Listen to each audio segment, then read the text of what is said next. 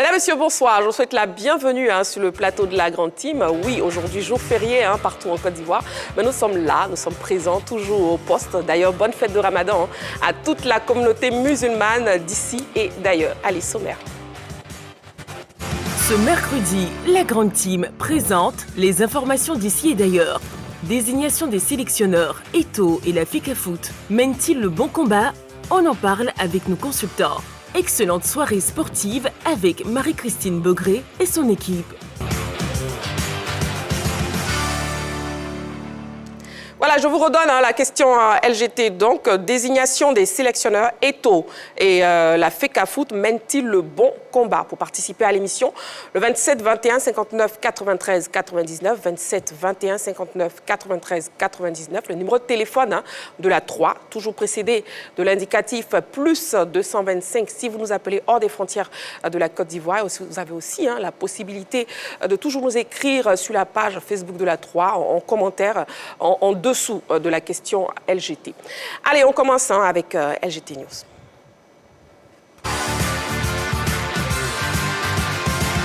LGT News. Du basketball NBA pour entamer les news. Wembayama et les Spurs s'imposent devant les Memphis. Grâce à une nouvelle prestation tout-terrain de Victor Wembayama, hier mardi, San Antonio a disposé de Memphis 102-87. Exceptionnel en cette fin de saison, l'intérieur français de 20 ans a été intraitable au cours de ce match. En témoignent ses statistiques. 18 points, 7 rebonds, 7 contres et 6 passes. Victor Wembayama a écœuré ses adversaires des deux côtés du terrain pour une victoire finale facile des siens, la 5e sur les 8 derniers matchs. LGT News.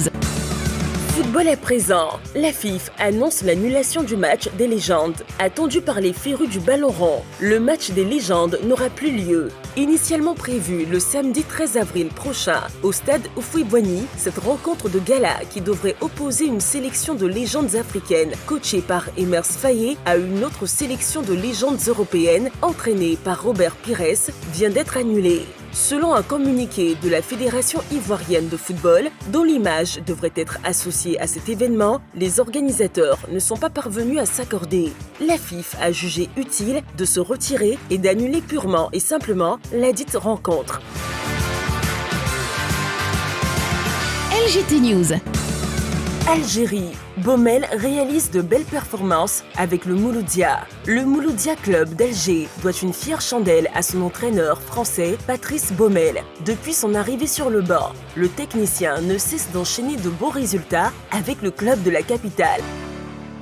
Voilà, dans quelques minutes, dans le focus de ce soir, on parlera kickboxing avec Yedo Meledj, champion du monde de kickboxing, accompagné de Cissé Mariam, vice-championne du monde de kickboxing. Et ils seront bien sûr aussi en compagnie de leur coach Doukrou au parfait. Ça sera dans quelques minutes pour le focus. Débrief des news à présent. Rue Joël, on commence avec vous. Oui, la FIFA qui... Oui, bonsoir Marie-Christine. Bonsoir. En fait, je voulais dire bonsoir Matogoma, mais bon, Marie-Christine, c'est bon. On garde Marie-Christine ou bien on prend Matogoma? Henri Joël. Déjà, Henri Joël, carton jaune. vous êtes tellement bien habillé que voilà, merci beaucoup. J'ai voulu vous donner un nom qui va avec. D'accord, bon, un premier carton jaune. D'accord. Continuez. OK. Alors, j'ai décidé quand même de parler de la Fédération ivoirienne de football qui a produit un communiqué récemment pour annuler un événement qui était attendu par plusieurs personnes, par plusieurs amoureux du football. Alors, à la lecture du communiqué, il est dit que la fêtière du football ivoirien n'est pas à l'initiative de l'événement, du projet, en quelque sorte. C'est-à-dire que la fédération a été associée, l'image a été associée à cet événement. Donc, ce qui veut dire qu'à l'initiative, ce sont des structures. Bon, malheureusement, j'ai passé pas mal de coups de fil pour essayer de rentrer en contact avec ceux qui sont à l'initiative de ce projet, mais je n'ai pas pu tomber sur les bonnes personnes. Mais à la lecture, la fédération n'est pas à l'initiative de ce projet. C'est-à-dire qu'elle a été invitée pour associer son image et surtout faciliter certaines choses. Donc, à partir du moment où les organisateurs et la fédération ne s'accordent pas sur peut-être, je ne sais pas s'il y avait des contrats ou autre chose, je pense que ce que la fédération devrait faire, c'était de produire un communiqué pour dire que la fédération se retire de cet événement, mais la fédération n'annule pas. N'annule pas l'événement. N'annule pas l'événement, puisqu'elle n'est pas à l'initiative de cet événement-là. C'est-à-dire qu'elle a été invitée. Donc, quand vous êtes invité, que vous ne vous accordez pas avec les organisateurs, vous vous retirez tout simplement. Mais le communiqué qui a été produit, c'est que la fédération, non seulement se retire, mais annule cet événement. Alors, on essaiera, on cherchera toujours d'en savoir plus, de savoir qui est véritablement derrière ce projet-là, afin de poser les bonnes questions. Parce que, voilà, moi, sincèrement, c'est certains communiqués que, jusqu'à présent, je n'arrive pas à comprendre. Et je veux bien comprendre les choses. Pourquoi la fédération annule un projet dont elle n'est pas à l'initiative? On a tous envie de bien comprendre, hein, parce que c'était un projet très intéressant. On était tous déjà prêts pour l'événement. Pour l'événement, parce que déjà, c'était quand même un bonheur. Pendant la CAN, on avait vu, je dirais, ces matchs de gala, notamment du côté de Sol Béni, dont les images sont passées il y a de cela quelques secondes, où on a vu quand même des anciennes, des anciennes gloires, même le président de la FIF, de la CAF, se produire sur un terrain. C'était intéressant. Et là, c'était l'occasion, par exemple, ceux qui ont adulé certaines stars européennes. C'était par exemple l'occasion pour ces amoureux de foot là, de pouvoir les voir à Abidjan, de pouvoir les voir évoluer au stade Félix Houphouët-Boigny, de pouvoir voir aussi certaines légendes africaines ou peut-être ivoiriennes se produire sous la coupole des Messes Fayet. Malheureusement, ce projet tombe à l'eau. Tombe à l'eau, comme vous l'avez dit, merci pour l'expression, tombe à l'eau. Mais on a besoin de savoir clairement ce qui s'est passé. Pourquoi ils ne se sont pas entendus et pourquoi la fédération, qui n'est pas à l'initiative du projet, l'annule tout simplement. Bien sûr, très bien dit, Henri Joël. Dorgelès, bonsoir. Bonsoir. Vous n'allez pas m'appeler Matogman aussi, j'espère? Non, du tout. D'accord, ravi. Pas de carton jaune donc pour vous. Avec vous, on parle ex-coach des éléphants, Baumel. Effectivement, Patrice Baumel, qui pour l'instant qui se sent très bien du côté de l'Algérie avec le club de Moulidia d'Alger. Depuis son arrivée, bien sûr, le 3 mars 2023, il est en feu avec cette formation, bien sûr, du MC Alger. Donc, cette saison, c'est 25 matchs joués pour 19 victoires. Vous avez 4 matchs nuls et 2 défaites seulement. Donc, il est bien parti pour remporter le championnat. On rappelle que sur l'ensemble de la saison, depuis qu'il est là, c'est 37 matchs, bien sûr, pour lui, donc 23 victoires, 9 matchs nuls et seulement en 5 défaites. Son équipe tourne autour de 2 buts par match. Oui, il a métamorphosé cette équipe du Moulidia d'Alger avec sa culture à lui. C'est une équipe qui joue vite devant. Quand vous regardez les transitions sur les côtés, ça va vite. Aujourd'hui, en Algérie, vraiment, les gens l'apprécient pour le travail qu'il entend réaliser. Donc, actuellement, l'équipe tourne autour de 61 points cette saison. On espère que jusqu'à la fin de la saison, pourquoi pas, il pourra créer l'exploit quand on sait qu'il y a pas mal de clubs en Algérie chaque année qui gagnent le championnat, qui se retrouvent comme Belouizdad, qui se retrouvent en Ligue des Champions, voient le MC Alger à ce stade du championnat et pourquoi pas remporter le championnat et voir cette équipe, pourquoi pas en Ligue des Champions la saison prochaine avec notamment 2 Ivoiriens au sein de son écurie. D'accord. En tout cas, Baumel, le coach Baumel, qui réalise de belles performances actuellement avec le Mouloudia Club. On poursuit quelques nouvelles de Gaël Monfils. Oui, Gaël Monfils, il faut rappeler que ça fait 8 ans qu'il ne s'était pas produit du côté de Monte-Carlo. Et là, il est revenu. Il avait quand même bien entamé la compétition. Il était qualifié pour affronter Daniil Medvedev, mais ça ne s'est pas bien passé puisqu'il s'est fait éliminer. Donc son aventure du côté de Monte-Carlo s'arrête là. C'est l'une des compétitions sur terre battue les plus cotées au niveau de l'ATP et surtout ça prépare pour Roland Garros. C'est vrai que voilà, on dira que le bilan n'est pas assez intéressant, mais déjà participer à la compétition, jouer sur terre battue avant bien sûr d'aller affronter Roland Garros, je pense que c'est une très belle chose et peut-être qu'il va essayer de surfer sur ça, essayer de se remettre. Il n'est plus jeune comme avant. Ouais. Voilà, il fait partie de ceux qui approchent la quarantaine, notamment Nadal, Djokovic, Murray. Il fait partie de ce lot-là. Donc, on ne serait pas étonné de le voir aussi dans les années à venir tirer sa révérence, comme ça a été le cas pour Tsonga, pour d'autres tennisman français. D'accord. Et un mot des éliminatoires Jeux Olympiques dames. La Zambie, finalement, brise le rêve des Marocaines. Eh bien, c'est dommage. Après, on peut dire que nous sommes au football. Au match aller, les Lions de l'Atlas se sont imposés 2-1. Mais au match retour, ça a été difficile parce que c'est cette équipe zambienne qui a réussi à passer devant. Après, c'est pas étonnant quand même parce que la Zambie, c'est au moins une Coupe du Monde. Elles n'ont pas été ridicules avec une buteuse aussi au sein de son effectif. Oui, la Zambie, pour moi, année après année, est en train de monter en puissance, même si on sait que l'équipe quand même du Maroc est une belle sélection avec Chebak, avec Tagnaout sur le continent. Il n'y a pas mieux, Chebak, une bonne buteuse et puis meneur de jeu pour Tagnaout. Mais malheureusement, sur ce match aller-retour, elles n'ont pas su bien gérer, surtout au match aller, elles ont géré, elles ont gagné, bien sûr, 2-1. Et puis l'expérience, pour moi, côté zambienne, a fait la différence. 2-0 au match retour, donc elles se qualifient pour les JO de Paris en 2024. Allez, c'est bien dommage parce que ça va être historique pour cette formation marocaine, mais malheureusement, la Zambie est passée par là. En tout cas, c'est dommage pour les Marocaines. La question LGT de ce soir, je vous la redonne. Désignation des sélectionneurs. Eto'o et la FECAFOOT mènent-ils le bon combat? Le numéro de téléphone de la 3, le 27 21 59 93 99. Ce sera dans quelques minutes. Et bon, nous, on marque une petite pause, juste le temps de la pub. Et on se retrouve dans quelques instants pour la suite de la grande team. À tout de suite.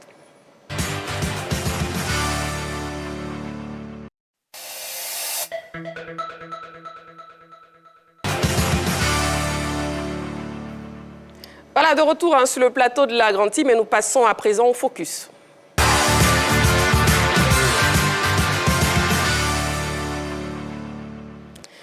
Ils étaient récemment en Italie où ils ont fait honneur à la Côte d'Ivoire au championnat du monde de kickboxing. Ce soir, nous aurons donc sur le plateau de la grande team Yedo Meledj, champion du monde. Il est accompagné de Cissé Mariam, vice-championne du monde, et leur coach, Doukrou Parfait, avec qui nous allons dresser le bilan de cette compétition. On les reçoit donc sur le plateau. Comment vous allez ? Nous allons très bien. Bon, d'accord, ravi de vous retrouver sur le plateau de la grande team. Vous venez avec de très bonnes nouvelles. Donc, je salue aussi le champion du monde. Bonsoir. Le micro. Bonsoir à vous. Voilà, et la vice-championne aussi, bonsoir. Bonsoir à vous. Ben déjà, félicitations pour cette belle performance. Est-ce qu'on peut connaître vos différentes catégories? Moi, je suis Oui. de plus de 70 kilos K1. K1. C'est le style K1. D'accord. Je fais du style K1. D'accord. Et champion? Moi, c'est la catégorie des poids lourds, Oui. plus de 91 kilos, en low kick. Très bien. Et comment on se sent après un pareil exploit en Italie? Vraiment, moi, personnellement, je me sens bien. Je suis fière de moi parce que bien avant même ce championnat, pendant les préparations, je me suis toujours dit que je vais relever le drapeau de la Côte d'Ivoire. Et je pense que j'ai bien commencé. Ah oui, vous avez très bien commencé. Vous revenez avec une très belle médaille. Vous êtes vice-championne. Franchement, félicitations. Merci. Et vous, champion. Comment on se sent? Moi, je pense que c'est maintenant que ça a commencé. Il y a une grande pression parce que avoir le titre mondial, c'est un gros titre. Oui. Donc, il faut le défendre. Et déjà, j'ai commencé à me mettre au travail à travailler encore plus pour d'autres défis. C'est très bien dit. Henri Joël? Alors déjà, moi, je vais m'adresser à Yedo, qui est quand même un très très bon gabarit. Avec le kickboxing, ça rejoint. Aujourd'hui, le kickboxing fait partie quand même des disciplines qui sont utilisées en MMA. Et quand on sait que cette discipline aussi est en train de prendre de l'envergure, non seulement, bon, ça a déjà pris de l'envergure en Europe, aux États-Unis, mais ça prend de l'envergure aussi sur notre continent. Est-ce que demain, on pourrait vous retrouver dans cette discipline, le MMA? Bien sûr. Yedo, avant tout, pratiquant d'arts martiaux. Je suis artiste martial. Je suis champion dans beaucoup de disciplines, comme le sanda, la boxe chinoise, dans le Muay Thai aussi. Je pratique le judo, le jujutsu, je fais la lutte olympique. Donc Yedo peut faire le MMA facilement. Donc, qu'est-ce que vous attendez pour faire le pas?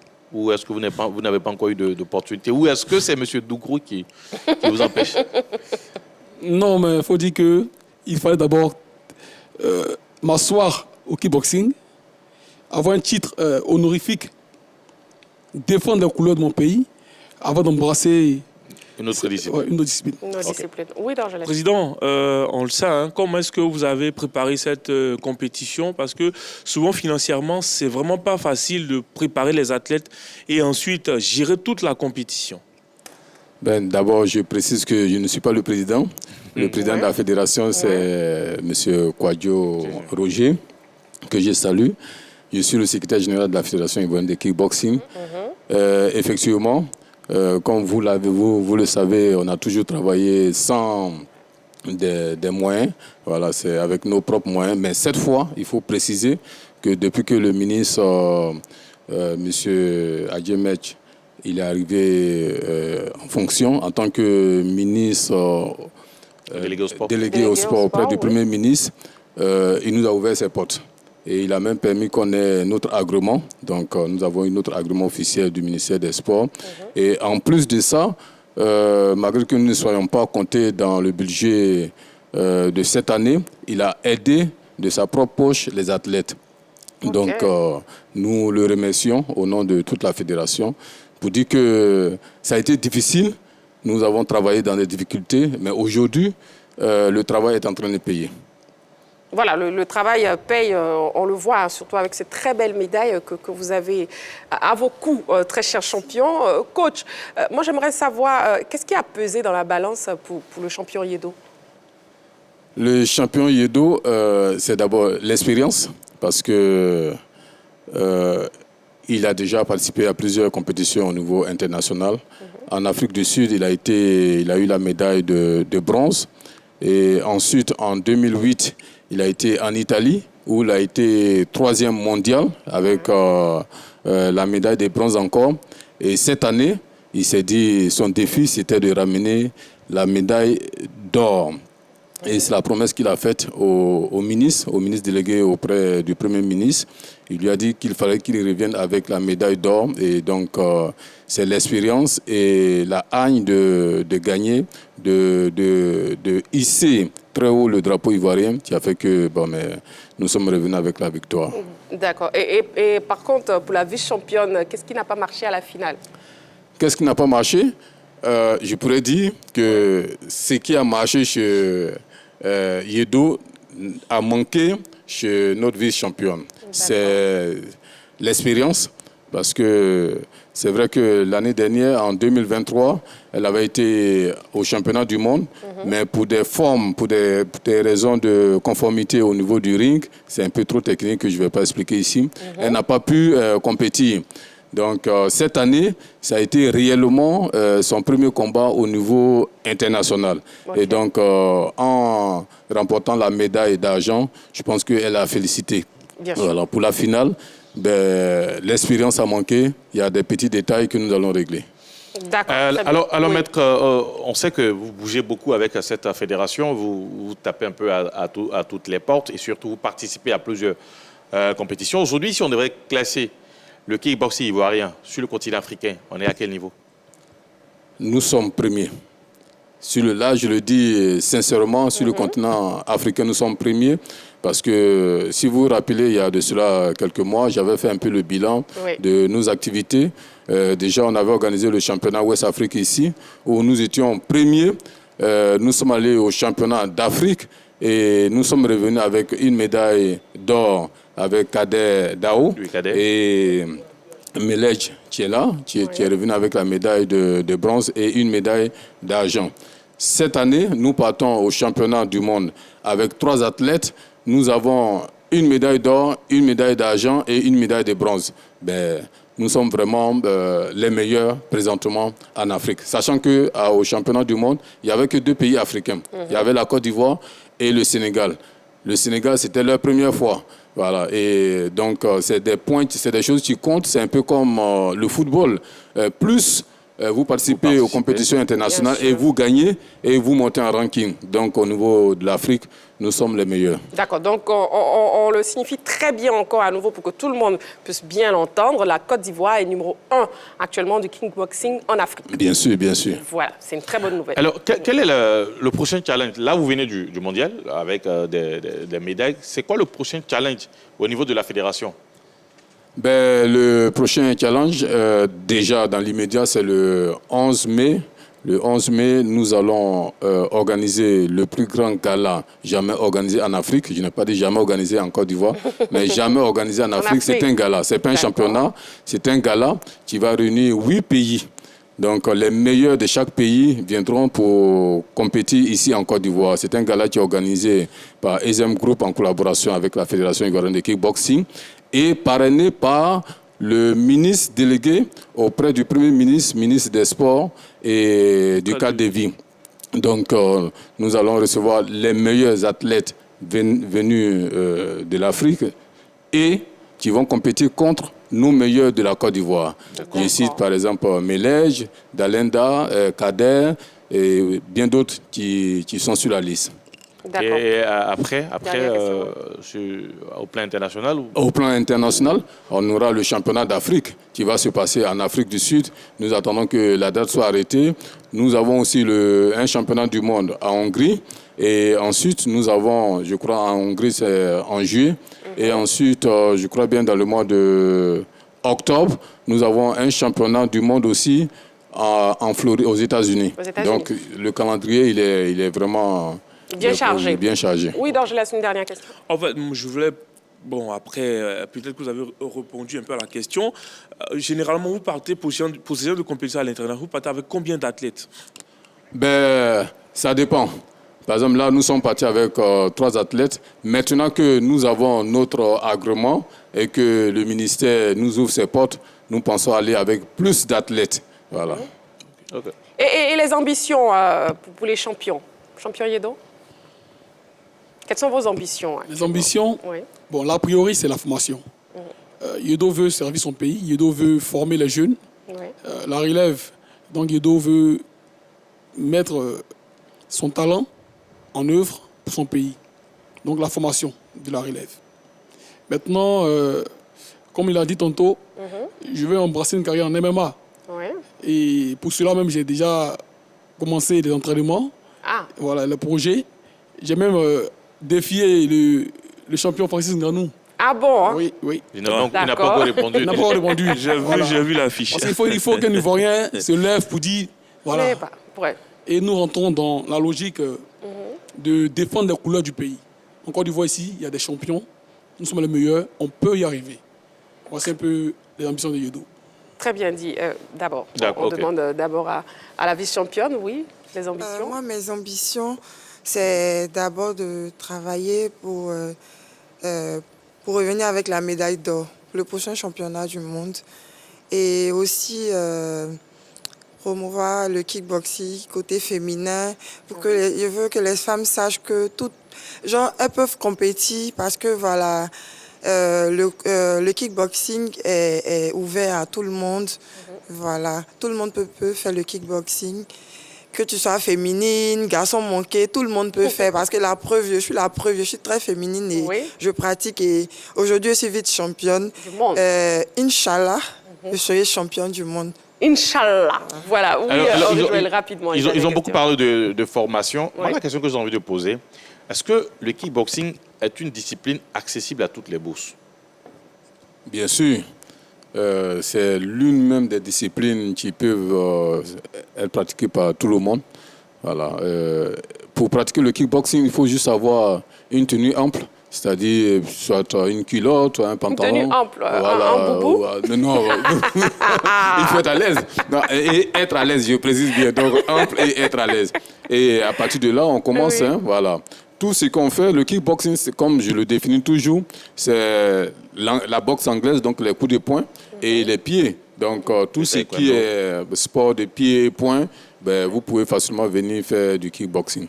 Voilà. Et après, maintenant, lorsque vous voulez peut-être embrasser la carrière professionnelle, on vous demande un certain nombre d'équipements, les gants, les protège-têtes et tout ça. Voilà, ça. Donc pour moi qui veux juste pratiquer, je n'ai pas besoin de gants, je n'ai pas besoin des équipements. Je peux venir trouver un coach et puis on commence à s'entraîner forcément mensuellement. Voilà. Bien sûr, à la base, parce que nous en tant qu'experts, lorsque nous entraînons, moi personnellement, j'ai 2 types d'entraînement.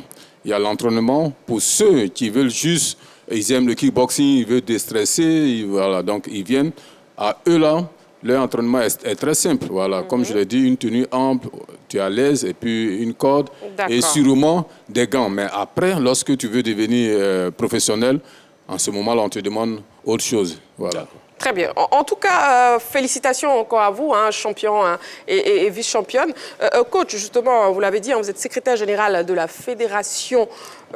Donc, est-ce qu'on peut avoir un mot de fin avant de vous quitter? Un mot de fin, c'est toujours de remercier la 3 et la RTI qui nous ouvrent toujours la porte et qui permet que le kickboxing aujourd'hui soit éclairé. Tout le monde parle du kickboxing aujourd'hui. Nous avons des champions comme Yedo et Dalenda.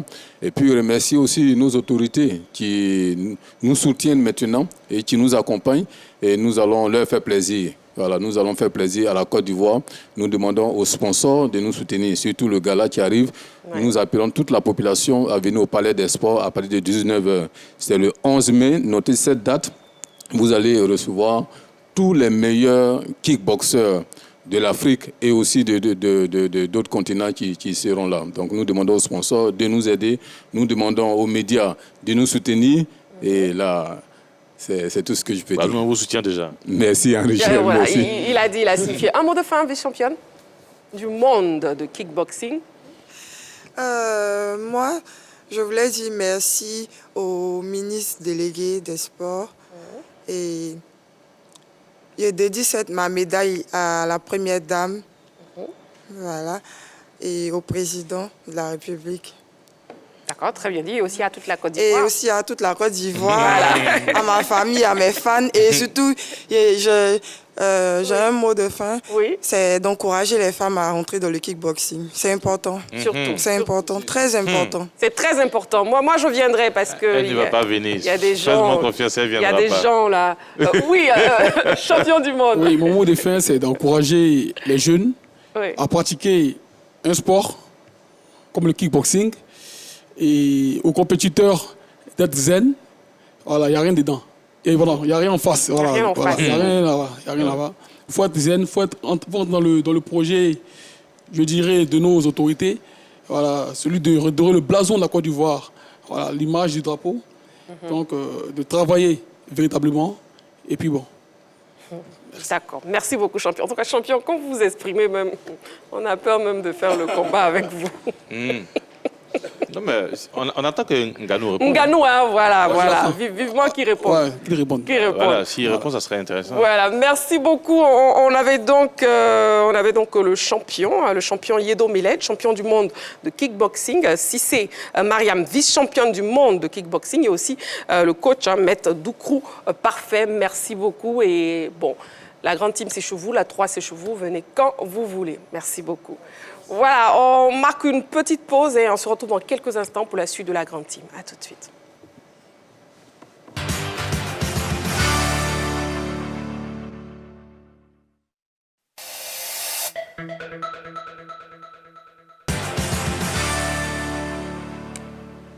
Alors, nous sommes de retour sur le plateau de la grande team ce mercredi soir et on a été rejoint par Dago Charles. Bonsoir Dago Charles.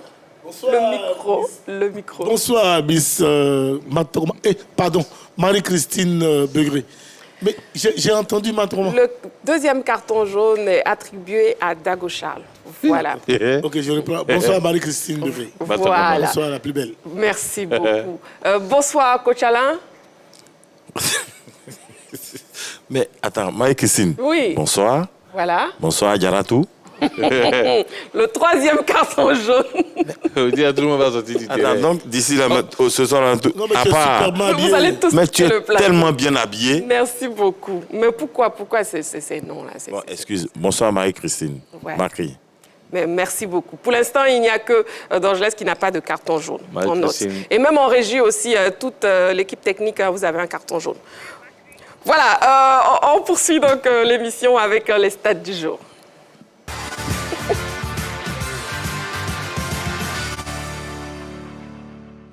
Allez, on part donc. 29. Cristiano Ronaldo est l'actuel meilleur buteur de la Saudi Pro League avec 29 buts. L'attaquant portugais d'Al Nasser devance le Serbe Aleksandar Mitrovic d'Al Hilal qui compte 22 réalisations. 49. L'Inter FC d'Abidjan est leader de la Ligue 1 féminine ivoirienne avec 49 points à 5 journées de la fin du championnat. La SEC Mimosa et le Stella Club complètent le podium avec respectivement 41 et 36 points. Il y a un petit souci au niveau de ce qui s'affiche. Voilà. 14. Le FC San Pedro compte le plus grand nombre de victoires en Ligue 1 ivoirienne avec 14 succès en 22 journées. Le club portuaire est le nouveau leader du championnat national devant le Racing Club d'Abidjan et la SOA. Voilà, bon. Débrief, comment vous expliquez déjà les performances de Cristiano Ronaldo? Coach Alain. Écoutez, à 39 ans. Oui, à 39 ans, je pense qu'il s'est fixé un objectif. Il veut battre tous les records. Donc, il est en train de travailler dur pour essayer de battre tous les records. Aujourd'hui, il est en train de battre le record dans la Saudi Pro League. Et il a battu des records dans tous les championnats où il est passé. Aujourd'hui, il veut vraiment monter sur le toit du football mondial. Il veut être le seul attaquant mondial qui a battu tous les records. Donc, je pense qu'il travaille dans ce sens-là. Et déjà, il est sur la bonne voie. On peut lui dire bonne chance et beaucoup de succès à lui. Bon, est-ce que les performances de Cristiano Ronaldo, c'est juste une question, s'explique à cause, on peut le dire, à cause de la faiblesse du championnat saoudien actuellement? Dago Charles. Non, pas nécessairement. C'est un très bon championnat. Techniquement, il est très élevé. C'est au niveau de l'intensité et du rythme qu'il est légèrement en deçà de celui de l'Europe. Parce que moi, j'y ai évolué, je sais que ce championnat est très bien. Techniquement, les garçons j'ai une très bonne moyenne. Maintenant, lui, ses performances sont dues au travail auquel il s'est adonné depuis sa tendre enfance. Il continue de lancer et quand tu travailles comme ça, quand tu écoutes tous les témoignages qu'on rend, avant que lui rende pratiquement ses ex-coéquipiers, on trouve que c'est un monstre du travail et qu'on n'arrive pas à suivre son rythme. Et donc, cela explique un peu sa forme. Mais il faut surtout souligner que c'est un buteur né. Il est omnibulé par le but. Quand il ne marque pas, il n'est pas lui-même. Et quand c'est comme ça, généralement, on arrive à atteindre les stats qu'il a aujourd'hui. Donc, bravo à lui. D'accord. On a aussi FC d'Abidjan. Est-ce que vous pensez... San Pedro. FC, oui, San Pedro. Est-ce que vous pensez qu'ils vont décrocher le titre de champion de Côte d'Ivoire cette année? Ils sont très bien partis pour décrocher ce titre. Voilà un club, moi j'ai beaucoup critiqué ce club-là parce que je trouvais qu'ils n'arrivaient pas toujours à aller au bout de leurs ambitions. Ils sont arrivés, ça fait un bon moment. Ils sont là, au début du championnat, ils sont annoncés comme favoris pour le titre de champion. Et puis à l'arrivée, il y a toujours ce petit truc-là qui coince. Alors, heureusement, aujourd'hui, ils sont leaders avec 44 points. Ils sont suivis du Racing Club d'Abidjan qui a 43 points. Et puis, on a le troisième, le Stade d'Abidjan qui a 34 points. C'est-à-dire, le Stade d'Abidjan, troisième, est à 10 points du FC San Pedro. Alors, je pense qu'ils sont bien partis, comme je l'ai dit, pour être champions. Parce que le deuxième, qui est le Racing Club d'Abidjan, je pense, et peut-être, sauf changement de dernière minute, je pense qu'ils ne vont pas jouer le titre. Parce que le Racing Club est habitué, souvent à chaque fin de championnat, à faire partie de ses meilleurs joueurs pour des tournées. On ne serait pas surpris de les voir dans les semaines à venir envoyer les meilleurs joueurs aller faire une tournée, soit en Europe ou bien quelque part dans le nord de l'Afrique. Voilà. Donc, au niveau de la conquête du titre, je ne pense pas que le Racing veuille aller dans ce sens-là. En même temps, la Côte d'Ivoire a 4 places, c'est-à-dire les 3 premiers. Les 3 premiers sont qualifiés pour la Coupe d'Afrique et puis le vainqueur de la Coupe nationale aussi est qualifié pour la Coupe d'Afrique. À une condition. Laquelle? Si le vainqueur de la Coupe nationale et l'un des les finalistes n'est pas dans le trio, automatiquement, le finaliste est qualifié pour la Coupe africaine. Voilà. Donc, du coup, le champion en titre, s'il remporte la Coupe nationale, il ne peut pas jouer sur 2 flancs. Donc on continue de creuser toujours derrière et aller peut-être chercher le 4e. Voilà. Donc, déjà, avec tout ça, je me dis que c'est une équipe du FC San Pedro qui est très, très bien partie, cette fois-ci, pour décrocher le titre de champion de Côte d'Ivoire. C'est vrai, la SEC est très, très loin. Peut-être si la SEC était dans ce classement au niveau du podium, on aurait dit qu'avec peut-être 2 matchs en moins, les jaunes et noirs allaient essayer de rivaliser. Mais là, la SEC est très loin et le FC San Pedro est très, très bien placé. cette fois-ci pour être champion de Côte d'Ivoire. D'accord. Messieurs, j'aimerais aussi signaler, si vous me permettez, s'il vous plaît, les résultats Ligue des Champions, les matchs qui ont lieu actuellement. PSG, Barça 2-3, donc la victoire du Barça, et Atlético Dortmund 2-1 en faveur de l'Atlético. Et on signifie que c'est Haller, justement, qui a marqué ce seul but de son club à Dortmund. Voilà. Oui, donc je laisse un mot sur FC San Pedro avant qu'on termine. Ouais, FC San Pedro, après, je pense que cette année, il y a de la solidité par rapport aux années précédentes. Après, c'est ça aussi, essayer de garder les joueurs 2-3 ans parce que c'est dans la continuité, c'est un travail qui se fait. Aujourd'hui, on les sent un peu plus solides. On espère qu'ils ne vont pas craquer, qu'ils vont continuer jusqu'à la fin parce que au plan africain, je pense que le FC San Pedro a les moyens quand même de pouvoir jouer cette coupe africaine-là. Donc oui, c'est l'occasion de le faire. Il faut se concentrer, il faut jouer jusqu'à fond, jusqu'à la fin de la saison. On le sait, à chaque fois, c'est généralement là, c'est qui venait fatiguer les gens, mais cette fois-ci, ils sont autour du 7e, donc ça sera compliqué. La place est libre. Je pense qu'au coach de prendre la mesure de cette coupe africaine-là et puis de faire le job. Voilà, donc c'était pour les stats du jour. Hein, messieurs, on va avancer avec maintenant le sujet principal de l'actu. Donc on part pour l'actu.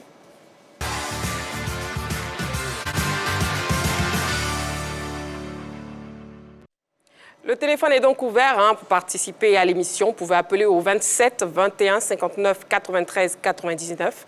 27 21 59 93 99, le numéro de téléphone de la 3. La question LGT, désignation des sélectionneurs, Eto'o et la FECAFOOT mènent-ils le bon combat? Voilà, vous pouvez donc nous appeler dès à présent pour participer à l'émission. Alors que le technicien belge Marc Brice vient d'être nommé sélectionneur du Cameroun par le ministre en charge des sports, la fédération et son président Samuel Eto'o-Fils contestent ce choix. Bon, quelles sont les répercussions et les implications de cette situation de crise du football camerounais? On ouvre le débat, mais après cet élément préparé par la rédaction. Le football camerounais est en crise. Le ministère des Sports et la fédération FECAFOOT sont à couteau tiré au sujet de la désignation du successeur de Rigobert Song, le sélectionneur dont le contrat n'a pas été renouvelé après la CAN 2023. Tout est parti de la décision du ministre en charge des sports, en date du 2 avril 2024, de nommer le technicien belge Marc Brice en qualité d'entraîneur-sélectionneur des Lions indomptables. En cela, il souligne faire suite à la correspondance par laquelle le ministre d'État, secrétaire de la présidence de la République, lui a notifié le très haut accord du chef de l'État pour le recrutement, la contractualisation et la prise en charge du nouvel encadrement technique, administratif et médical avec M. Marc Brice comme entraîneur-sélectionneur. Informé par courrier, la FECAFOOT et son président, Samuel Eto'o-Fils, ont contesté cette décision au motif qu'elle est prise en violation des textes en vigueur en la matière au Cameroun, tout en rappelant qu'elle n'a pas été associée à ce choix du sélectionneur qui est une prérogative des instances nationales du football. Aussi, des informations ont-elles fait état de ce que la FECAFOOT avait proposé 3 noms au ministère pour le poste. Ce sont le français Hervé Renard, le portugais José Peseiro et l'italien Fabio Cannavaro. Au regard de la situation, le comité d'urgence de la FECAFOOT a décidé de soumettre au chef de l'État camerounais de nouvelles propositions de nomination des membres du staff technique des Lions indomptables. Depuis lors, les deux parties entretiennent un dialogue de sourds. Marc Brice et son staff ont été officiellement installés par le ministre en charge des sports le lundi 8 avril, lors d'une cérémonie à laquelle, bien que convié, Samuel Eto'o ne s'est pas rendu. Dans cette atmosphère, le technicien belge n'a évidemment pu avoir accès aux locaux dédiés aux sélectionneurs au siège de la FECAFOOT. Le blocage est total et l'opinion sportive camerounaise est divisée. Samuel Eto'o fait-il bien d'entretenir ce bras de fer avec le ministre des Sports? Cette situation ne fait-elle pas planer le spectre d'une nouvelle normalisation à la FECAFOOT? Voilà, donc la question LGT, désignation des sélectionneurs, Eto'o et la FECAFOOT mènent-ils le bon combat? Je vous écoute, messieurs, oui ou non, à vos panneaux. Oui, levez, voilà. Oui pour Henri Joël, oui pour Dorgelès, oui pour Coach Alain et non pour Dago Charles. D'accord. Henri Joël, pourquoi oui? Oui, parce que on sait tous que pour désigner un sélectionneur, c'est du ressort de la fédération. Même si derrière, pour ce qui est des questions financières, c'est soit l'État ou à travers le ministère des Sports qui s'en charge, mais pour ce qui est de la désignation d'un sélectionneur, c'est du ressort du ministère des Sports et de la fédération. Et d'ailleurs, il y a un décret au niveau du Cameroun qui le dit, le décret numéro 2014/394 du 26 septembre 2014, portant organisation et fonctionnement des sélections nationales et la gestion. Il est dit que la gestion technique et administrative relève de la compétence de la FECAFOOT. Donc, partant de ce fait, normalement, c'est la FECAFOOT qui propose le sélectionneur ou la liste des retenus au ministère, et ensemble, ils décident de qui choisir pour diriger l'équipe nationale. Quand on a vu tout ce qui s'est passé, on constate que c'est seulement le ministère des Sports qui a pris sur lui de choisir un sélectionneur et de le faire savoir à la FECAFOOT. Donc, je pense qu'on a un peu inversé les choses du côté du Cameroun. D'accord, ok. Désignation des sélectionneurs. Eto'o et la FECAFOOT mènent-ils le bon combat? Dorgelès, c'est oui aussi pour vous? Oui, j'ai dit oui, en même temps avec un penchant pour Samuel Eto'o. Je pense qu'on a présenté, même l'élément a présenté ce qui se passe du côté du Cameroun. Pour moi, je pense que en ce qui concerne les sélections, surtout le football au plan local, donc au niveau du Cameroun, c'est le patron du football, c'est Samuel Eto'o. Je pense que au niveau de la sélection, il devait être associé parce qu'on a l'impression qu'on nous sommes en train d'imposer un coach ou bien un sélectionneur, bien sûr, monsieur Marc, à la FECAFOOT. Et là, Samuel Eto'o n'est pas d'accord parce qu'on a l'impression qu'il n'est pas associé aux prises de décision. Et c'est là le problème. Pour moi, je trouve que l'État ne doit pas mettre en difficulté ou bien en danger le football local parce que la FECAFOOT, il n'y a pas que l'équipe nationale. Donc, est-ce que monsieur le ministre va désigner les coachs des club au niveau du Cameroun? Je dis non. Pourquoi forcément faire ça sur l'équipe nationale quand on sait que Rigobert était là, on a voulu le prolonger? Non. Aujourd'hui, je pense que le problème qui s'oppose, c'est d'associer Samuel Eto'o parce que c'est le président de la FECAFOOT. Donc, il doit être au cœur des décisions pour trouver une solution pour le bien du football camerounais. Mais aujourd'hui, on a l'impression que nous sommes en train de proposer quelque chose ou même celui-même qui est concerné. Parce que après, il y a la gestion même du football. Ça se fait par la FECAFOOT. Il y a la vision que le président a. Donc, quand vous envoyez un sélectionneur, vous pouvez lui donner peut-être un objectif, mais est-ce que c'est le même objectif que pour le président de la FECAFOOT? Moi, je pense qu'il y a trop d'imbroglio. Il va falloir s'asseoir et puis essayer de trouver un terrain d'entente pour faire avancer le football camerounais. Parce que j'ai l'impression que Eto'o est lésé dans cette affaire. Il y a l'État qui s'est ingéré, mais on le sait, au football, l'État n'a pas le droit de s'ingérer dans les affaires du football. Au Cameroun, attention, parce que à un moment donné, ça peut appeler la FIFA à rentrer dans ce jeu-là et on le connaît comment après ça se passe en termes d'intérimaire. Quand vous n'arrivez pas à vous entendre, on envoie le comité de normalisation et puis par la suite, on sait ce que ça donne.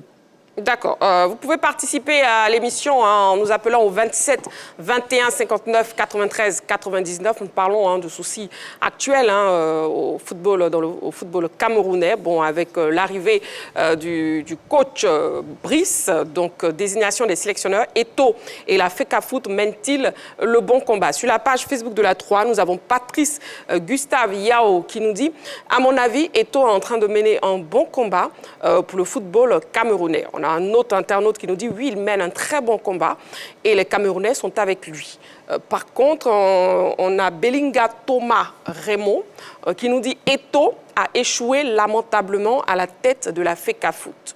Depuis qu'il est là, nos sélections nationales, toutes catégories confondues, vont de débâcle en déculotté. Nos clubs ont des prestations lamentables en compétition continentale, Ligue des champions CAF et Coupe des confédérations CAF, preuve que le niveau du championnat national est nul. On n'a que des procès et condamnations à la FECAFOOT. La famille du football camerounais est plus divisé que jamais. Eto'o doit démissionner. Il a abusé de notre confiance. Je soutiens le gouvernement qui limite juste les dégâts. Bon, je pense que ce n'est pas un internaute camerounais. OK, on a un appelant, on a M. Zon Gaston, qui nous appelle de Marcory. Bonsoir, monsieur. Bonsoir, c'est Jean Gaston Laoui, vice-président de la mobilisation au niveau de l'amicale des supporters des Côte d'Ivoire. Voilà. Jean Gaston Laoui est un grand supporter de l'Africa Sport. Voilà, bienvenue sur le plateau de la Grande Team. Ce soir, on ne parle pas de l'Africa Sport, hein, monsieur Jean Gaston Laoui. On parle du football. Oui, donc vous avez la question LGT, désignation des sélectionneurs. Eto'o et la FECAFOOT mènent-ils le bon combat? On vous écoute. Oui, ce mot-là même, j'aime un bon combat. Dans le domaine du football, ce n'est pas la politique. Vous savez, aujourd'hui, qu'est-ce que nous constatons dans des grands pays? Ce sont des grands joueurs qui sont devenus aujourd'hui présidents des fédérations de football. Et c'est intéressant, c'est une grande amabilité qu'on doit accorder. Mais la jalousie, comme elle existe de partout, c'est ça qui fait tuer le football. Ne soyons pas jaloux. Mais quand lui, il jouait avant, là, tout le monde était derrière lui. Aujourd'hui, il est président de foot, il y a des gens qui font des malversations. Mais c'est lui qui doit désigner, en tout cas, l'entraîneur que lui, il veut. Au fait, le ministère, lui, doit seulement octroyer les moyens qu'il faut. C'est comme ça. Donc, le ministère doit même pas agir dans les élections même là. Les élections, au niveau du football, ne sont pas politiques. Donc, quand il s'agit des ministères et tout, les fédérations doivent choisir, là, c'est la fédération qui choisit l'entraîneur. Quand ça ne va pas, c'est ce maintenant qu'il a élu là, qui peut vous dire, ah voilà. C'est comme ça. Ça, c'est clair et net. Voilà. Laissons celui-là poursuivre vraiment ses œuvres, parce qu'on sait ce qu'il a fourni dans le football, en tout cas camerounais. Moi, je l'aime. D'accord. Merci beaucoup, en tout cas, pour votre participation. Merci beaucoup. Voilà, n'oubliez pas, hein, le 27 21 59 93 99, il faut participer à l'émission. Je vais écouter un autre oui, Coach Alain. Écoutez, moi, je pense que d'abord, dans un premier temps, ce qui m'intrigue dans cette affaire, c'est que Marc Brice, d'abord, il ne fait pas partie de ceux qui peuvent entraîner une sélection concernant le courrier qui a été produit par la FIFA. Donc, pourquoi le ministre insiste pour qu'il soit sélectionneur? D'abord, ça, c'est un point d'interrogation. Si on trouve un point d'entente, je l'espère bien qu'on trouve un point d'entente, qu'on dit, bon, OK, laissons tomber tout ça, qu'il soit sélectionneur. Il ne peut pas être sélectionneur dans la mesure où il n'a pas le diplôme requis pour entraîner une sélection. Qu'est-ce qui est caché derrière cette nomination vis-à-vis du ministère? Est-ce que le ministre n'est pas en train de faire quelque chose, préparer quelque chose derrière la nomination de Marc Brice? Parce que quand tu as un courrier venant de la FIFA qui définit très bien que ce sélectionneur n'a pas le diplôme requis, automatiquement, il faut le changer, trouver un autre sélectionneur qui a le diplôme requis. Ça, on part d'abord sur cette base. Ça, c'est de 1. Et puis de 2, ce n'est pas le ministre qui choisit un sélectionneur. Je suis désolé. Dans tous les tests de football, on n'a jamais vu un ministre choisir un sélectionneur dans un pays, dans ce monde entier. Pourquoi est-ce que ce ministre insiste? Il a un problème personnel avec Eto'o, mais qui parle de se présenter à la FECAFOOT pour être président de la FECAFOOT. Comme ça, quand il est élu président de la FECAFOOT, il peut choisir qui il veut. D'accord, OK. Mais vous avez répondu oui, pour vous, Eto'o mène le... Parce qu'aujourd'hui, il a été élu, il est président de la fédération, de la FECAFOOT. Il a un objectif, il a des projets pour toutes les équipes nationales. Il a des projets pour le championnat. Il a son chronogramme qu'il est en train de dérouler. Laissons-le finir son mandat. Si ça ne marche pas, aux prochaines élections, on passe à autre chose. OK. Donc c'est normal que la FECAFOOT soutienne Eto'o et que Eto'o choisisse lui-même son sélectionneur. Parce que si jamais il laisse le ministre choisir le sélectionneur de l'équipe A, ça veut dire que tous les autres sélectionneurs seront choisis par le ministère. OK, d'accord, c'est bien noté. Nous avons un appelant, Monsieur Kouadio de Boaké. Bonsoir, Monsieur Kouadio. Allô? Bon, je crois qu'on l'a perdu. Vous pouvez nous rappeler au 27 21 59 93 99. La question LGT, désignation des sélectionneurs Eto'o et la FECAFOOT mènent-ils le bon combat? Dagochal. Bon, je dis non, parce que je pense que l'État est toujours plus fort que n'importe quelle structure, n'importe quelle entité, n'importe qui. essayer de braver la décision du ministère, donc du gouvernement, c'est défier l'État. Au Cameroun, ils l'ont déjà fait en 2005, en 2007, je crois, et en 2012, sous Mohamed Lia. Il s'est opposé aussi au choix du gouvernement. Et puis à la fin, il a approuvé il a approuvé le choix de, je crois, Otto Fischer et de Jean-Paul Akono. Otto Fischer, oui. Otto Fischer, à la fin. Pourquoi?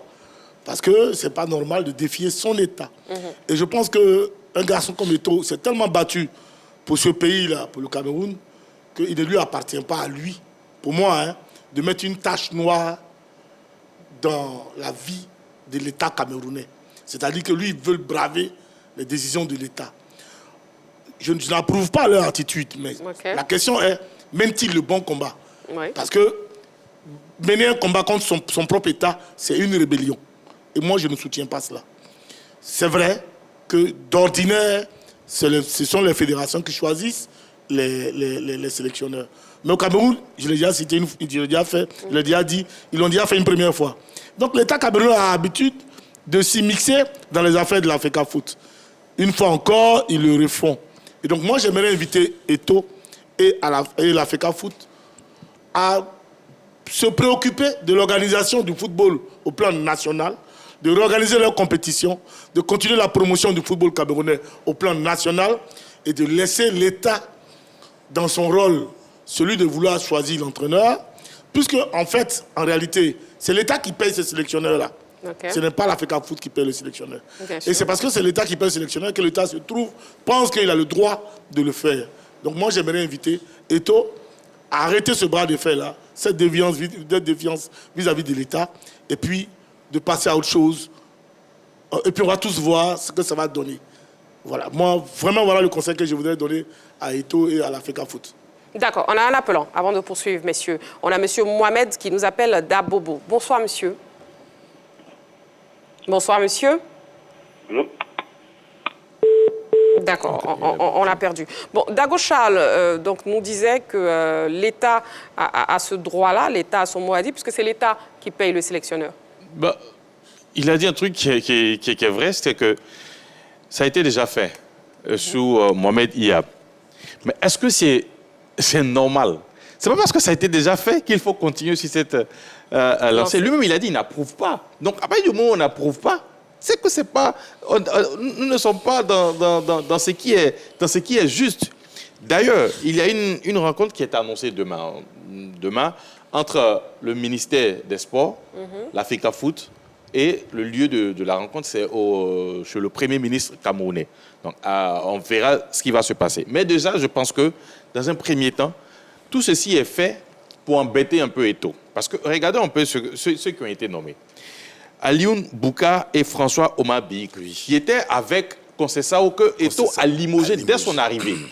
Les deux sont dans le staff de Mac Brice. Ensuite, on a Benjamin Banlok, qui a été nommé coordinateur sportif de la sélection. Henri Joël, un instant avant de poursuivre pour ne pas le perdre. On a M. Kouadio qui est de retour. M. Kouadio qui nous appelle de Boaké. Bonsoir. Bonsoir, madame. D'accord. Bienvenue sur le plateau de la Grande Team. Et puis, on vous écoute par rapport à la question LGT. Je vous la redonne. Désignation des sélectionneurs. Eto'o et la FECAFOOT mènent-ils le bon combat? On vous écoute. Oui, c'est normal que Eto'o avec la FECAFOOT se mène un bon combat parce que, en tant que président de la FIF, c'est lui qui a le droit de... Président de la FECAFOOT. La FIF, c'est en Côte d'Ivoire. La FECAFOOT. Et la FECAFOOT, oui, c'est normal que c'est eux qui doivent désigner les sélectionneurs, non pas le président. Donc je crois bien que M. Eto'o a pleinement raison. D'accord. OK. C'est votre avis. Merci beaucoup, M. Kouadio, qui nous appelait donc de Boaké. Je vous laisse donc, terminer. je continue en disant que après Alioune Bouka et François Omambik, qui étaient avec Conceição, qui ont été limogés dès l'arrivée de Samuel Eto'o, et d'ailleurs, ces deux ne sont pas en odeur de sainteté avec Samuel Eto'o. Il y a Benjamin Banlok, qui était secrétaire général sous Eto'o, qui a démissionné 6 mois après l'arrivée d'Eto'o, et il avait fustigé le mauvais management de Samuel Eto'o, raison pour laquelle il avait quitté la FECAFOOT. Donc, quand il y a un nouveau sélectionneur et qu'on nomme ces 3 messieurs qui ne sont pas en odeur de cet été avec Samuel Eto'o, pour travailler avec le nouveau sélectionneur, je pense qu'il y a quelque chose qui ne se dit pas dans cette nomination. D'accord. Parce que moi, je pense qu'il faut travailler avec des personnes avec qui on a les mêmes convictions, les mêmes ambitions.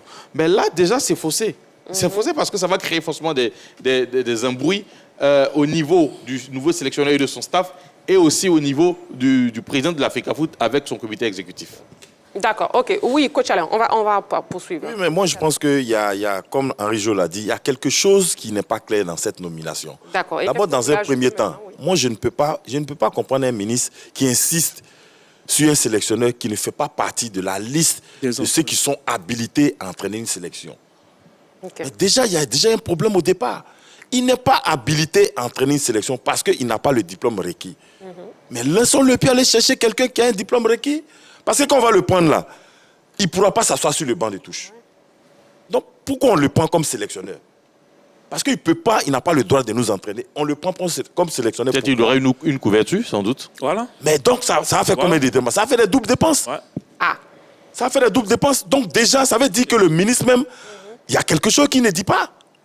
Parce que tu ne peux pas prendre Henri Jo, tu ne peux pas prendre quelqu'un qui n'a pas le diplôme, qui vient t'asseoir sur un banc, et puis tu vas prendre quelqu'un d'autre pour venir faire une couverture.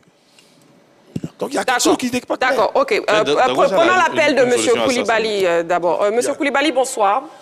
Bonsoir, madame. Bienvenue sur le plateau de la Grande Team. Et puis, on vous écoute par rapport à la question LGT. Moi, je pense que la FECAFOOT a certainement raison. Voilà, donc je pense que c'est à la FECAFOOT de prendre leur entraîneur, c'est-à-dire de choisir un entraîneur pour coacher l'équipe camerounaise. Ça, c'est pas au gouvernement de le faire, quoi. D'accord. Voilà, donc c'était votre participation. Ok. Merci beaucoup, M. Koulibaly. Merci beaucoup. Merci à vous. Oui, d'accord. Moi, je pense que nous sommes accommodés un peu à cette pratique-là, celle de voir toujours le président de la fédération nommer toujours le sélectionneur. Mais c'est ce qui est normal. Mais c'est ce qui est, dans le règlement. L'équipe nationale appartient à l'État. Hein. Ce n'est pas l'État qui l'a élu, hein. Ce sont les clubs qui l'ont élu. Oui. Le président de la fédération, son rôle premier, c'est vraiment ses prérogatives, c'est de vraiment organiser ses championnats, ses compétitions, promouvoir sa discipline tout au long du territoire, et ainsi de suite. L'équipe nationale appartient toujours à l'État. Le premier capitaine de l'équipe nationale, on a toujours dit, c'est le chef de l'État. Et c'est l'État qui finance toujours les équipes nationales. Bien sûr. Et dès l'instant où quelqu'un finance une équipe nationale, il a quelque part, il peut avoir le pouvoir de décision. Vous comprenez? C'est pour ça que nous sommes accommodés, parce que la fédération a généralement la gestion administrative et technique d'une équipe, d'une fédération. Comme voilà. Tu es censé être l'expert, c'est pour ça qu'on te donne la latitude de faire les choix. Voilà ce que ça veut dire. Comme tu es censé être l'expert, voilà pourquoi on te donne la latitude de faire des choix. Maintenant, si le gouvernement, qui est le propriétaire de l'équipe nationale, dit « Moi, c'est vrai, je connais cette habitude-là, mais moi, je voudrais nommer ce sélectionneur », moi, je pense que ce n'est pas bien. Parce qu'il n'est pas technique. Merci. Il n'est pas expert. Maintenant, il s'érige en expert. Mais, diantre, à la fin, parce que la question qui est posée, mène-t-il le bon combat? Oui. À la fin de ce processus, sur le bras de fer, la défiance continue, Samuel Eto'o ne sortira pas heureux. Parce qu'on ne l'a pas élu pour qu'à la fin, ou dans sa mandature, le Cameroun soit sous normalisation.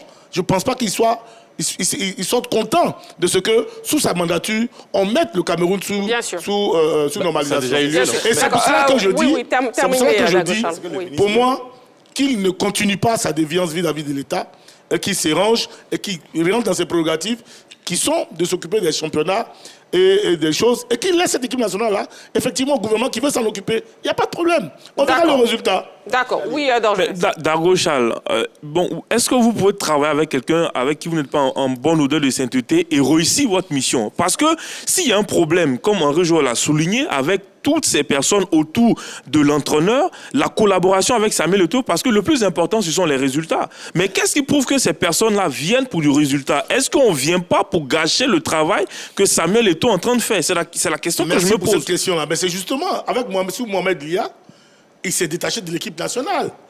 Parce que justement, n'ayant pas la même mise sur l'organisation de cette équipe nationale, il a laissé l'équipe nationale entièrement à Otto Fischer et autres de gérer l'équipe nationale. Et Mohamed s'est occupé du championnat.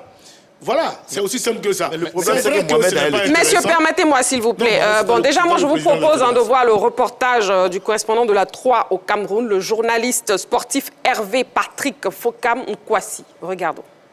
Effectivement, la situation est confuse au sein de l'opinion publique camerounaise depuis la nomination de Marc Brice à la tête de l'équipe nationale du Cameroun.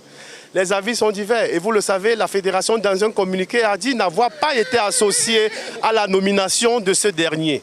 Voici ce qu'en pense la population camerounaise.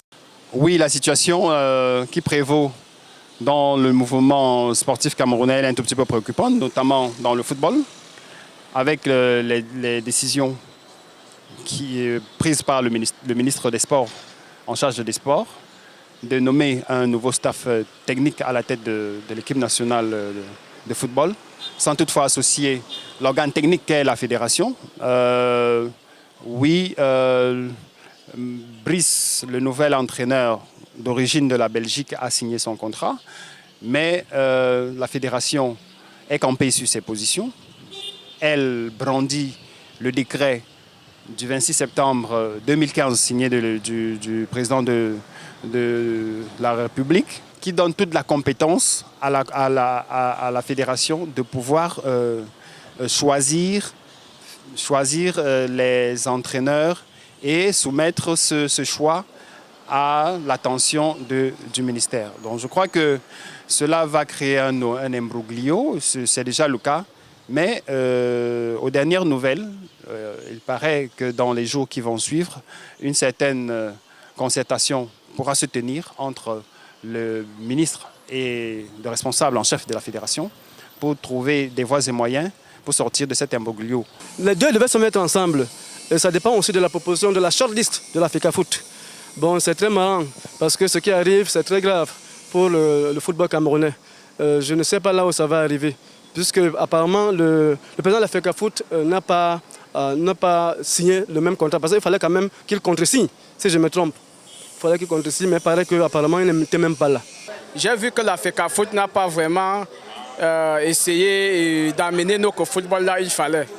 Et vu ces derniers moments, la CAN qui s'est passée en Côte d'Ivoire, les Lions indomptables sont sortis par la petite porte. Parce que vu la gérance de la FECAFOOT, ils n'étaient pas à mesure de pouvoir vraiment amener notre équipe là où il fallait.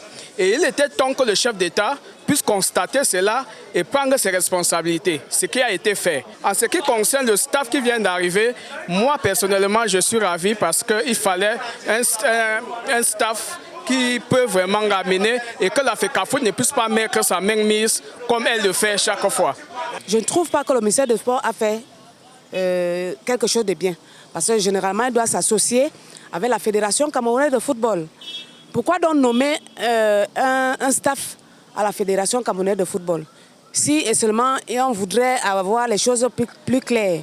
Alors il fallait donc qu'il se rapproche de la Fédération camerounaise de football et s'entendre avec le président de la FECAFOOT qui est Samuel Eto'o. Aujourd'hui, on parle de Samuel Eto'o, il est mauvais, il est ceci. Or, le ministère ne s'est pas rapproché de lui pour demander son avis. Pourquoi donc nommer un entraîneur que le Cameroun n'était pas au courant? De toutes les façons, le Cameroun n'était pas au courant. Nous sommes retrouvés en train de faire les balafons un peu de partout au ministère des Sports. Ça a duré plus de 5 heures de temps sans le président de la FECAFOOT.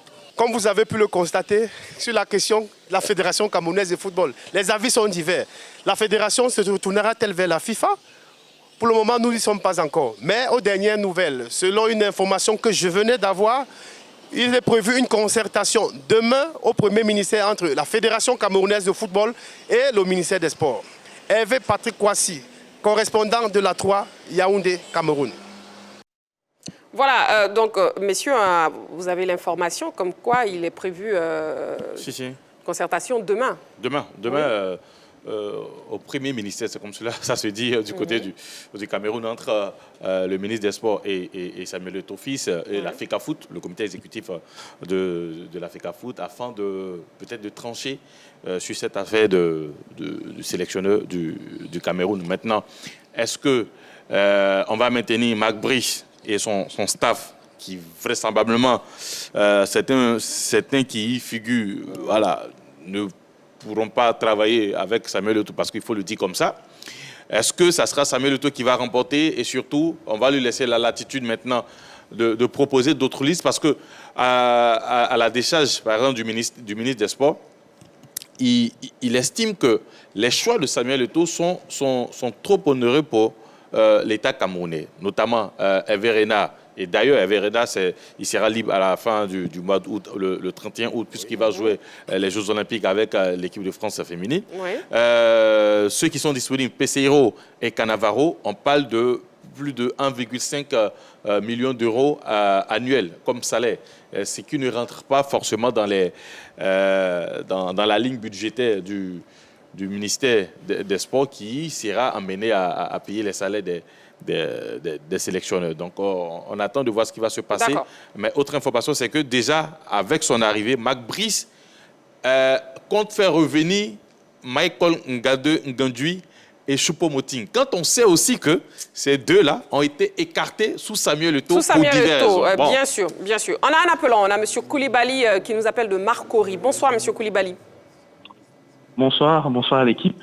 J'espère que vous allez bien. Bonsoir, monsieur. Ouais. Voilà, bienvenue sur le plateau de la Grande Team. Et puis, on vous écoute par rapport à la question LGT. Ben voilà, moi, je voudrais faire remarquer au doyen Dago, avec toute l'estime que j'ai pour lui, qui nous dit que Eto'o ne pourra pas tenir dans ce bras de fer. Que c'est l'État qui finance, qui paie les sélectionneurs, qui finance la fédération. Mais je dois vous rappeler que cet État, c'est avec l'argent du contribuable. Est-ce qu'un groupe de personnes peuvent se lever pour dire, vu que nous, c'est notre argent qui paye la fédération, nous allons décider d'embaucher un sélectionneur ou de faire une proposition relativement à cela? À côté de cela, moi-même, je me demande bien comment se sent ce sélectionneur qui a été choisi par le ministère des Sports. Est-ce qu'on va continuer encore dans nos États africains à véritablement tordre le cou à nos fédérations et prendre des décisions qui vont à l'encontre du fonctionnement d'une fédération? Moi, c'est la question que je me pose. D'accord, mais pour revenir à la question LGT, s'il vous plaît, M. Koulibaly, pour revenir justement à la question LGT, pour vous, est-ce que Samuel Eto'o et la FECAFOOT mènent le bon combat? Bien sûr, bien sûr. Il faut qu'en Afrique, imaginez un instant, est-ce que ce type de méthode pourrait exister un seul instant hors de nos frontières? Non, je dis non. Quelque part, Eto'o est en train de mener un combat qui va interpeller plus ou moins, pas seulement au Cameroun, mais dans différents pays où l'État voudra en fait s'immiscer dans les affaires d'une fédération qui est sous tutelle aussi également de la FIFA. Donc moi, je dirais bien même que si Eto'o pouvait porter cette affaire au TAS, ça serait très bien. D'accord, ok. C'est bien noté en tout cas. Merci beaucoup, M. Koulibaly, pour votre participation. Merci beaucoup. Je rappelle que nous sommes en direct sur la 3, donc pour participer à l'émission, vous pouvez toujours nous appeler au 27 21 59 93 99. Nous sommes en direct jusqu'à 22h. Il vous reste encore quelques minutes. Dago Charles, qu'est-ce que vous avez à dire justement par rapport à l'appelant aussi Koulibaly a très bien sur mon propos. Je suis entièrement d'accord avec lui. Moi, ce n'est pas d'épices que je dis. C'est pas d'épices que je dis parce que je n'approuve pas cela, mais en même temps, je ne veux pas que Samuel Eto'o, dans son rayonnement, soit sali par l'attitude de son gouvernement. La preuve, demain, on nous parle d'une réunion avec le Premier ministre. Avec le Premier ministre. Ça voudrait dire que le gouvernement camerounais est informé de la situation et que le ministre, tout seul, ne s'est pas levé pour prendre une telle décision. C'est une affaire concertée par le gouvernement camerounais. C'est pour cela que j'invite Eto'o à faire un peu attention. Sinon, je ne suis pas d'accord entièrement avec leur attitude, mais je ne voudrais pas qu'à la fin, ça soit sous Eto'o, encore une fois de plus, que le football camerounais replonge. Parce que s'il refuse de signer, la FIFA ne va pas approuver ce contrat. Bien sûr. Si la FIFA n'approuve pas ce contrat, alors il aura engendré un bras de fer avec son État, son pays. Et ce n'est pas vraiment quelque chose de souhaitable. Voilà pourquoi je souhaiterais vraiment qu'il fasse autre chose, qui s'aligne. J'ai un peu d'indulgence de la part d'Eto'o. Ok, justement, parlons de la FIFA, comme vous l'avez énoncé, Dago Charles.